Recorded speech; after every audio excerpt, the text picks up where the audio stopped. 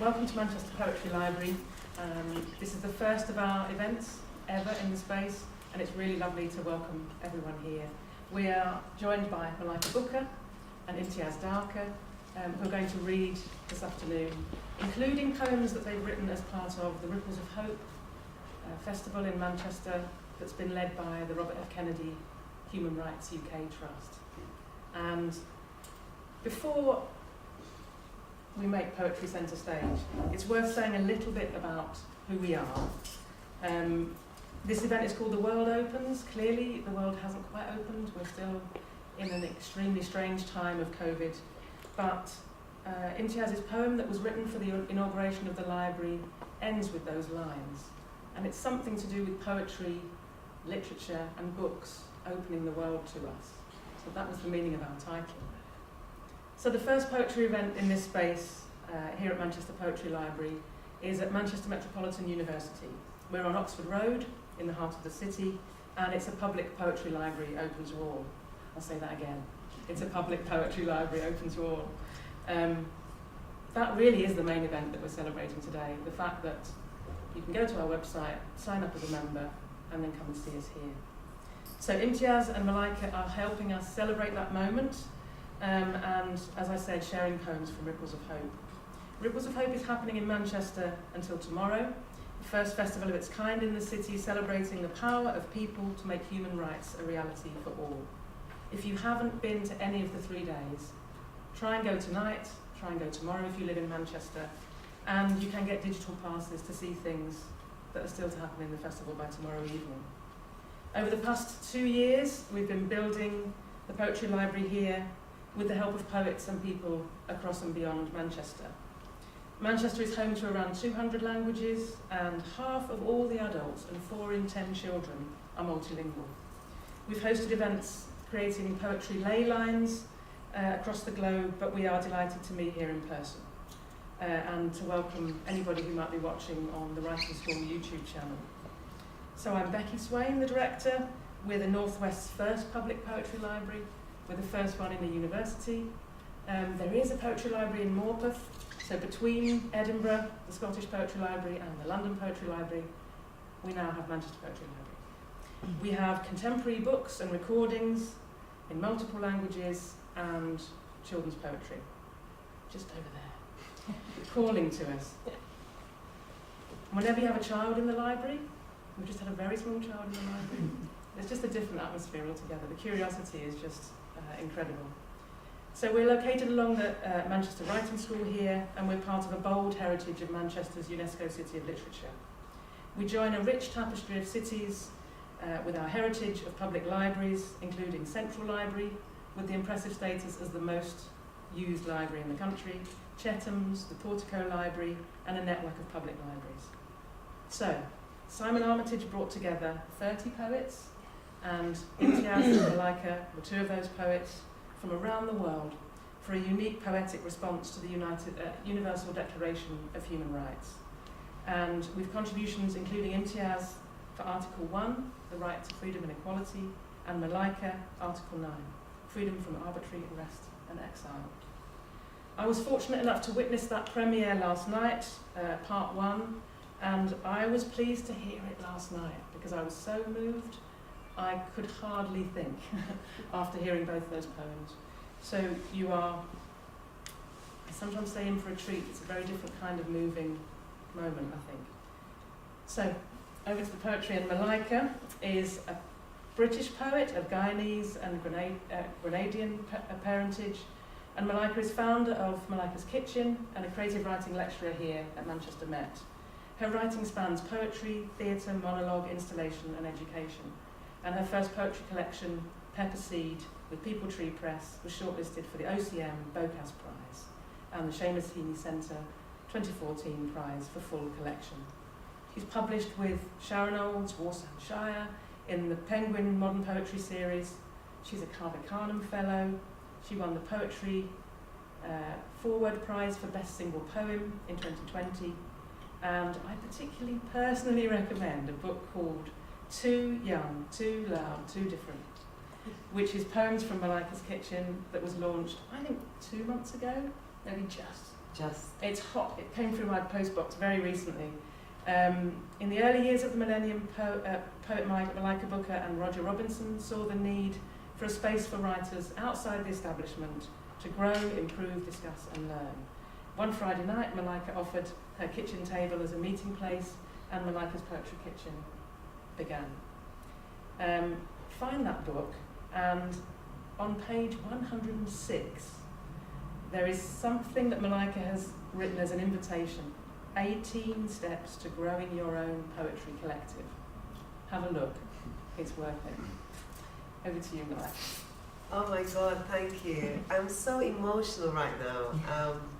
First of all, I love libraries. Secondly, I love poetry libraries. I spent most of Pepper Seed was written in the poetry library in London with my writing buddy Karen McCarthy-Wall. And most importantly, I'm a big fan of Imtiaz, and I'm sitting right next to her. And this is the first time I'm seeing my colleagues here in Manchester met. Last night I read this poem, but this poem took on a life of its own. And last night I just read an excerpt from the poem, but today I'm gonna read the full poem.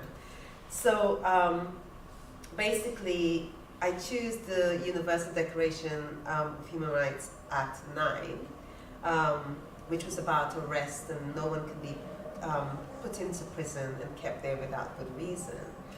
But I've been trying to write a poem for a long time, since July 2017, when my cousin, Roshan Charles, died in police custody on the 22nd of July.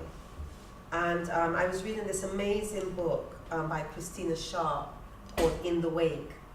And I started thinking about the transient nature of the death in police custodies and the mothers, how for a second a mother's profile, a mother becomes in front of the news camera. Sometimes they'd equip thinking of some of my aunts when that happened. And I started thinking about archives.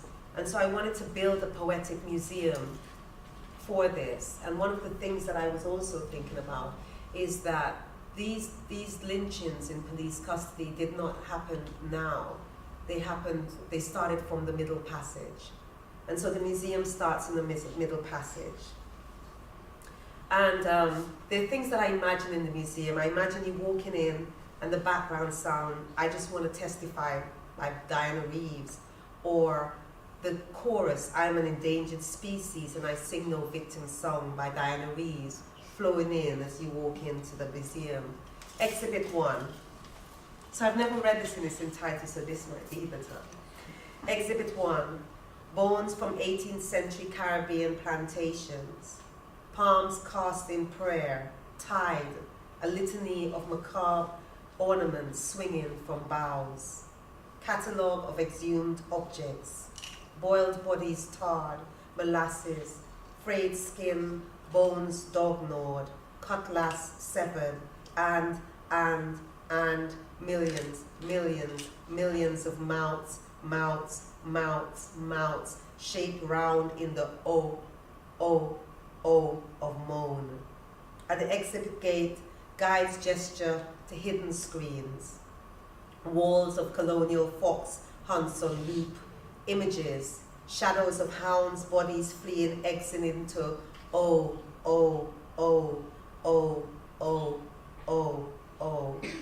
Exhibit 2, triangular equations, tilted ships, sails kissing whales, skulls rolling on the Atlantic bed, rotted bodies spice the ocean, ships sailing and sailing and sailing and sailing, this soup of discarded carcasses. Exhibit 3, room of wounds, sound keening, sharp, piercing, image, huge weighing scales heaped with the tonnage of babies, breached, black wombs pregnant with death, a Shango dirge humming Yamaya, mother goddess, where you there, mother. Thunder strikes mud, mud strikes mud, mud strikes mud. Exhibit 4, definitions of what kind of mothering is it if one must always be prepared with knowledge of the possibility of violent and quotation death of one's child. In the wake, on blackness and being, Christiana Sharp. Since the news, her sluggish bones held it all in, did not bawl, and the weight piled up bent her back until her heart breaks down. 1 minute chopping onions, the next laid out in a bed, incessant bleeping, tubes attached to her arms. How do you warn your boy child at the shop counter? Local sweet shops also kills. Son, you can die buying a pack of cigarettes and chocolate. Clots of mud bouncing onto the coffin, ripped a guttural bass tone that rippled her belly and raised paws. This was like birthing him 20 years ago. How useless her warnings to look both ways when crossing the road. Drive within the speed limit. She had not warned him of what to do. Black man in a sweet shop, thrown onto the floor, arms handcuffed, a white man's brute weight on top of his body. As she remembers her inadequacies, pressed palms onto belly, pressing air through. Her body is now a hot air balloon, gut sucked. She sways to Sister Mabel's trampoline claps. Exhibit 5, Autology of Wreckages. I ask again, what does it look like to defend the dead? In the wake on blackness and being, Christiana Sharp. 7 wasps litter her floorboards. It is always autumn now, and wasps know something important died from this house. More wasps arrive in swarms to die too. Bodies besmirch her parquet floorboards with death. Note, wasps have an unwarranted reputation for being aggressive. They are gentle creatures unless provoked. Exhibit 6, Spectacle of Spacious Silence. First public appearance. A row of microphones salute the mouth of the family spokesman. Look how the mother is holding up so well. Black apparel camouflages his unmothered fragility, flanked behind podiums. A bouquet of camera flashes stain the air. Metaphor for sobbing, metaphor for bawling, metaphor for unrestrained grief, metaphor for newly baptized mother for the ongoing revolution, metaphor for no language. This is no damn metaphor. Exhibit 6, police sirens, regular like ice cream vans. Uniformed officers knock on front doors. Son resisted arrest. Match the description. Death accidental. Choked in the back of the police wagon. Shot exhibiting a minicab. Died in a cell. Death accidental. Had a weapon. Died while handcuffed. Died on the floor of a sweet shop. Death accidental. Died from lack of oxygen. Died in custody. Restraint. Death accidental. Restraint. Arrest. Misadventure. Asphyxiation. Unresponsive. Death accidental. Network news. Public inquiry ongoing. Inquiry ongoing. Autopsy report ongoing. Public independent review. Government report ongoing. Investigation ongoing. Verdict. Accidental death, accidental death, accidental death, accidental death, accidental death, accidental death, death, death, no one convicted, death, no convictions. Exhibit 7. Cotton embroidery threads. When she heard the news, she sat up all night in a dark room, stitching his face into the brown cloth, red thread embroidering the shape.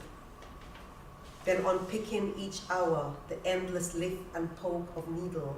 Then once completed, the savage tear and pull, her needle picking, then snapping thread, fingers bleeding into the cloth, ruthless unraveling.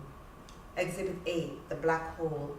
Background sounds is a loop, a black vinyl scratching an old-fashioned record player, a discordant skin scraping against sound.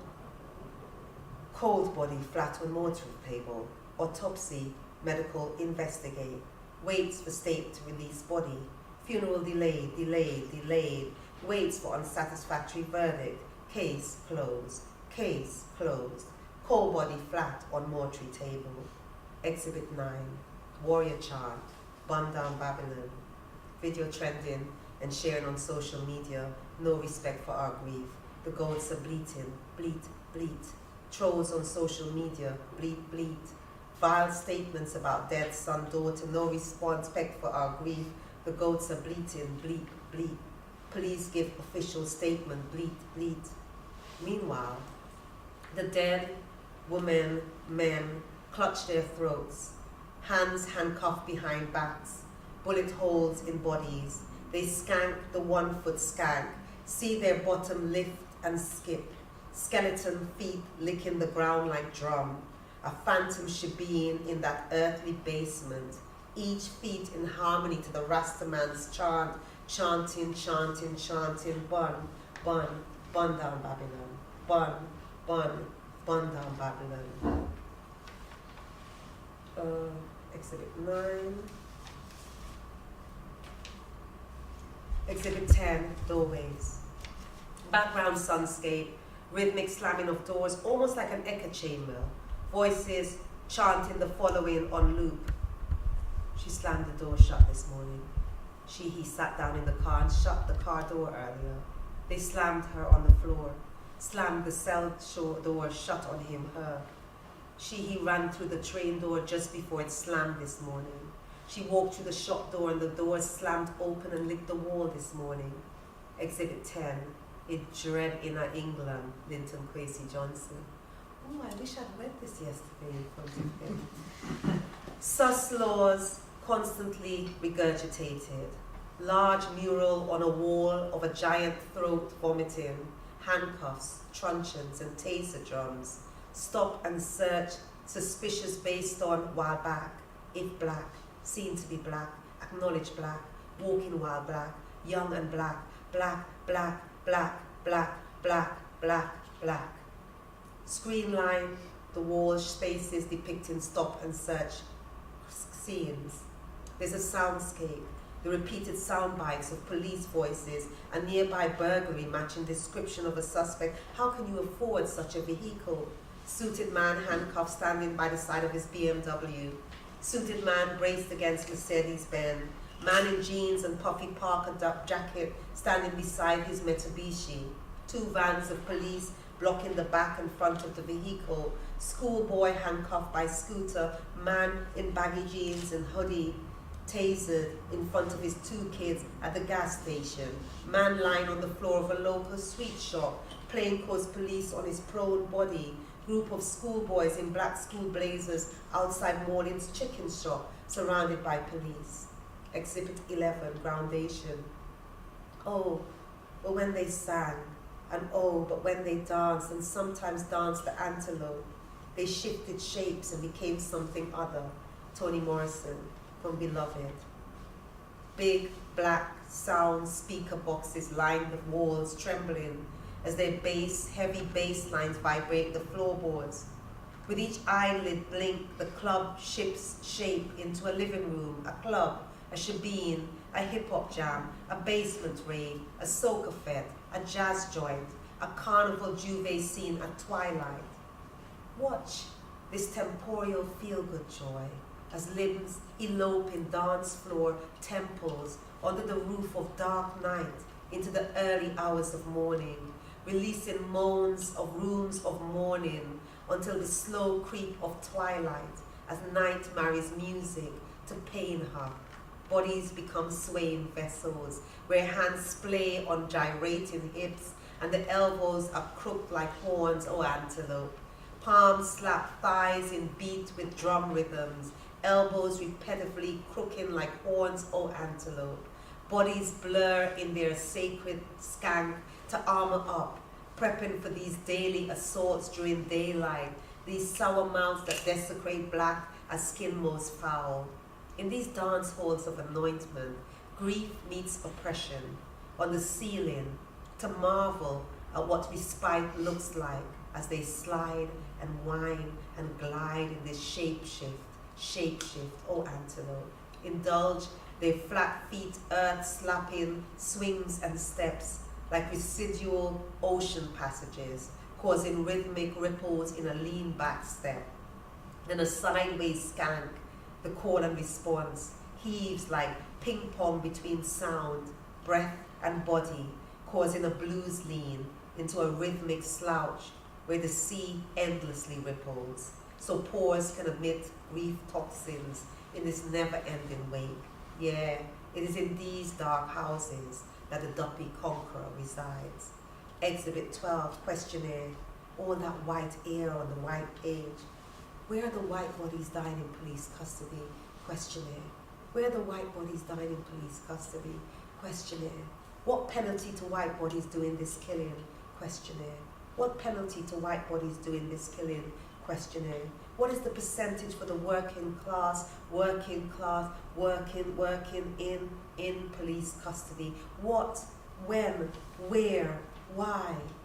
Exhibit 13, maroonage. The wake is fire in streets, matchsticks to buildings, bottles flung at police, placards blobbing skyward, slogans pelting air, overturned buses, footsteps marching, always marching. Is family calling for calm? Calm. Is this justice? Exhibit 14, a blank canvas of 1 minute silence. Exhibit X, libations, and the sound, the black vinyl scratching on turntables for 1 minute, and then silence. And the instructions at this point in the exhibition is to pour white rum and call their names. Brian Douglas, Cherry Groves, Christopher Adler, Craig Boyd, Cynthia Jarrett, Daniel Kutchbach, Daniel Atkinson, David Olawale, Edson DeCosta, George Nakoto, Ibrahim Said, Jimmy Maruba, Joy Gardner, Julian Cole, Julia Medford, Kevin Clark, Kingsley Burrow, Leon Brills, Mark Duggan, Mikey Powell, Mohammed Hassan, Mazid Mohammed Davey, Osani Lewis, Rashan Charles, Ricky Bishop, Roger Sylvester, Sarah Weed, Sarah Thompson, Son Wicks, Shane Bryan, Sheku Bajo, Shili Lapid, Simeon Francis, Smiley Culture, Trevor Smith, Wayne Douglas, and so much more, and so much more, and so much more. Thank you.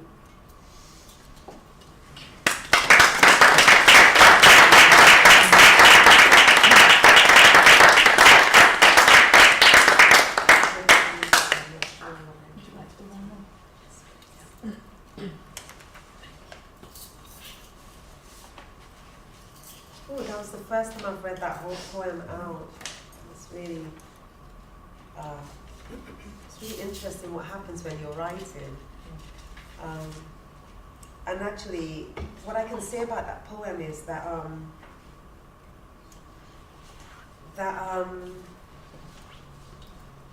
for some reason it's going on and on. There's more exhibits, rooms are being added, and I just keep adding more rooms. I keep saying, oh, the museum needs a garden. So I'm going to end with this poem called The Garden of Gethsemane. And I have to thank one of my colleagues here, Michael Simmons Roberts, for recommending me to the BBC radio, who commissioned us as writers to write, responding to various aspects of Jesus during Lent and Easter, and mine was the Garden of Gethsemane. So I'm going to change the mood completely. So we've left the police and we've gone to the Bible. I cannot tell you what the trees whispered to him that night, air ripe with the scent of living, fruits pungent, leaves clapping, harmonizing with the cricket's rhythmic screech. What could trees whisper to a black man juggling sorrow on the eve of his catastrophe, face tortured, back bent from the weight of prophecy, kneeling in damp soil, thoughts wrestling, each worry a serrated knife gorging flesh? Say he was weeping, beating his chest, murmuring, big man don't cry, wanting to unshackle from his father's heirloom. But what papa does not force their son into a square box, each corner reinforced with the black tar of hardening expectations? And the garden was not a tonic. When he spoke to the leaves, did they not turn their backs, curl their spine to recede into their own nourishment, leaving him to his own vigil on this seemingly ordinary night, the eve of his prophesied death, and those disciples, my soul is exceedingly sorrowful, even unto death. Tarry ye here, and watch with me, he asked them. Oh, those fickle, hard-ass men, how their snores became bass in the ripe garden of the music of this garden. How they will regret not catching the tremor in his voice, the slight waver each pause. Regret will sit heavy on their chest whenever they remember this garden and not reading the nuances, his pathos, between each utterance of his asking. Sit ye here while I go to pray, meaning sit so we can converse in the language of grief, meaning it is my last night with you, let us partake in the language of wake and lick down some dominoes and make old talk, and come the man, meaning be my brothers here tonight, come lick down some double six and rock the table, disturb the still of the night. He wanted to old talk and to lime and lavish, my soul exceedingly sorrowful even unto death. But his brother's snores mingled with the owl's hoot, and the leaves turned their backs, while his kinfolk sprawled out in sleep, the nails, bones breaking, splintering, bearing timber on your back, like a donkey carrying load. Say he's weeping, and beating his chest, murmuring, big man, don't cry. Mourning his lack of ordinariness, mourning that his body will not rot, worm or decay, and maggots will not feed on his flesh. Now his palms dig into the soil, his earth in fingernails, sifting the dirt man's flesh is molded from, burying this sorrowful weight, then standing as the stuttering light of morning approaches. Thank you very much.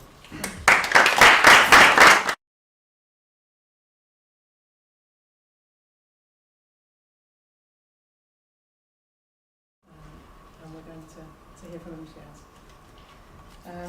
Imtiaz, like Malika, I'm extremely excited to be sat here with you. Malika is a poet, artist, and video film. Sorry, Imtiaz. That's all right. I'm so overtaken. I know, I can imagine. Imtiaz Dharker is a poet, artist, video filmmaker. She was awarded the Queen's Gold Medal for Poetry in 2014. She received the Cholmondeley Award and the Honorary Doctorate from SOAS and is a Fellow of the Royal Society of Literature. In 2020, she became the Chancellor of Newcastle University, and her collections Purda, Oxford University Press, Postcards from God, I Speak for the Devil, The Terrorist at My Table, all within these shelves, all published by Penguin India and Blood Axe Books UK, leaving Fingerprints Over the Moon, and the latest, Luck is the Hook, Blood Axe Books UK. Her poems are also part of the GCSE and A-level English syllabus. As an English teacher over 20 years ago, it was top of my agenda, Imtiaz's poems in the anthology. So, the inaugural poet of the fair at London Book Fair, her poems have been broadcast widely on BBC Radio 3 and 4, as well as the World Service. She's had many solo exhibitions of drawings in India, London, New York, recently in Manchester for our Poet/Artist exhibition, and she scripts and directs films, many of them for non-governmental organisations in India, working in the area of shelter, education and health for women and children. And bearing in mind our focus is on poetry centre stage and poetry and human rights and responses to human rights, Imtiaz is going to include a reading of her poem about Article 1, freedom to equality. Thank you. Thank you for inviting me to be here as one of the first readers, along with Malika, in this great new poetry library. I can't believe how exciting it is to be the first here, and to not just have poetry on the shelves, but to have the poets, the living poets, here in the audience. And I hope that soon I'm going to hear each one of them read in this beautiful space as well. And not just them, I hope I'm going to hear all the children who are not poets yet, who are going to become poets because you've been here and because you've done this. So I'm very proud to be doing this today. And I want to come back for the party with the samosas.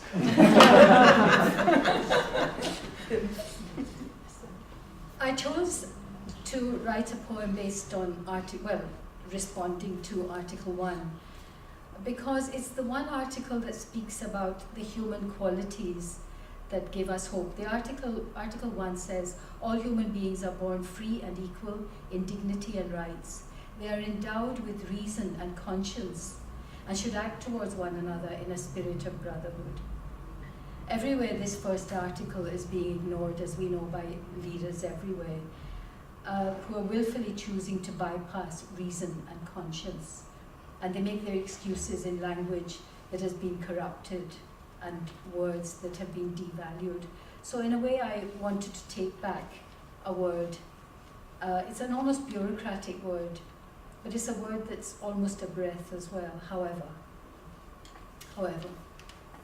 she buried the book under the peach tree, but it would not stay put. First a scribble shoot, then the stalks appeared, and spelt out the name of their God in upright strokes that made it clear what she had hidden. It sprouted the telltale script of their language. The garden was humming with what she planted among the mint leaves that flavored her fingers and clung to her hands. Whatever she did, she has gone to learn a new script. The phone rings in a hollowed house, but whoever it is at the other end of the line gives up, and the ringing stops. The peaches drop with the sound of soft bodies. Whoever was taken was due to be processed. Whatever was said or implied, the lie was retracted, the question redirected. There is nothing to see here but a woman reading, nothing to hear but her finger moving on paper. No harm intended. However, it is true, the body is broken. However, the eyes are live. The tongue remembers the hint of cumin, peach juice splashed down the chin, the taste of a life before barbed womb, barred door, bared teeth in the jaws of power. However, the breath is butterfly. I'll read another poem that I wrote a very long time ago, more than 20 years ago, in another country.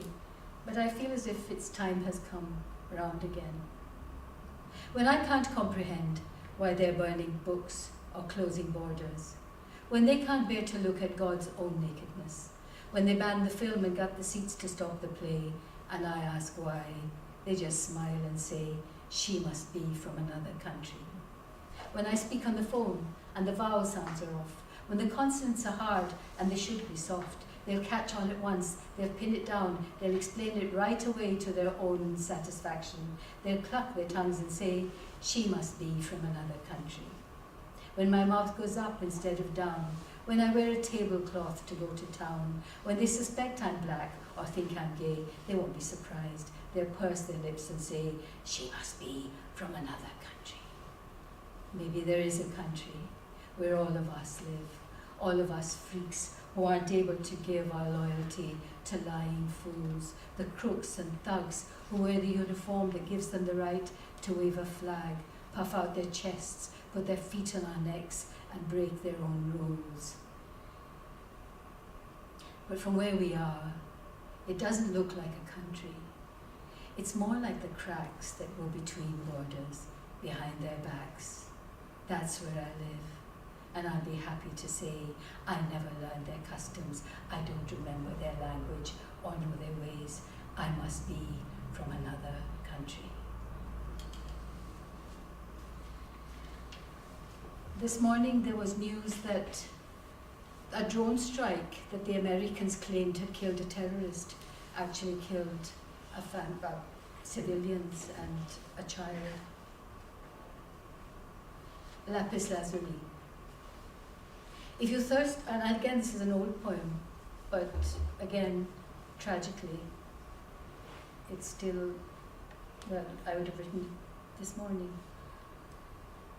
If you thirst for blue beyond ultramarine, here's the blue that stains the artist's hand, lifted out of the most precious seam in the generous heart of Badakhshan, to place an azure light in the Pharaoh's eyes after he's gone. Lap at the Virgin's cloak, seep into the masjid walls, a prize to protect the wearer, Allow the hope that a simple oar could save the prey and shield the savaged heart from harm. That in a broken land it could find a way to wrap the child in sacred blue, a charm or talisman to still the approaching drone. If you could only mind the prayer inside the storm.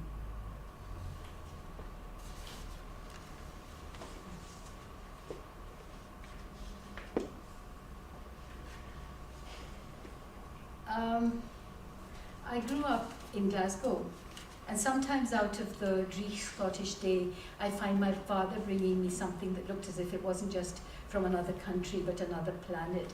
At that time, he would have got it off one of the barrows, and he'd bring it in a brown paper bag. How to cut a pomegranate. Never, said my father, never cut a pomegranate through the heart. It will be blood. Treat it delicately, with respect. Just slit the upper skin across 4 quarters. This is a magic fruit, so when you split it open, be prepared for the jewels of the world to tumble out, more precious than garnets, more lustrous than rubies, lit as if from inside. Each jewel contains a living seed. Separate one crystal, hold it up to catch the light.